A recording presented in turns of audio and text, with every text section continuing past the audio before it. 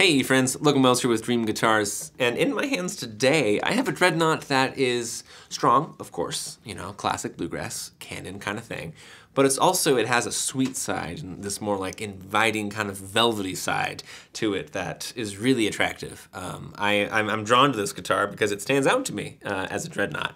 It has this kind of, you know, it's a overused word, but there's an elegance to it that I really like.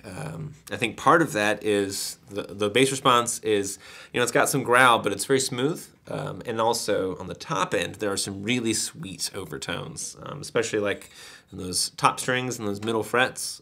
There's just a really kind of a haunting wow, wow kind of overtone response, which is, it's really cool. So if you're looking for a dreadnought that's got more, if you will, complexity than your standard fare, this is an excellent example. But let's get into the details a little bit. Hopping on top, so it's a 2022 Preston Thompson DSBA.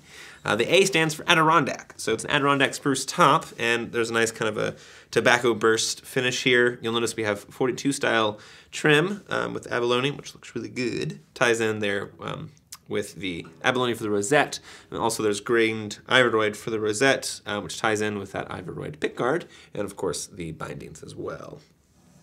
Coming onto the side, it's a very dark colored rosewood, and in fact, it is Shipwreck Brazilian. That's why there's an SB in the model designation. So this is some of their Shipwreck Brazilian Rosewood, which my understanding is they're pretty much out of it these days. They only have a few sets left, and they're only using it on special projects.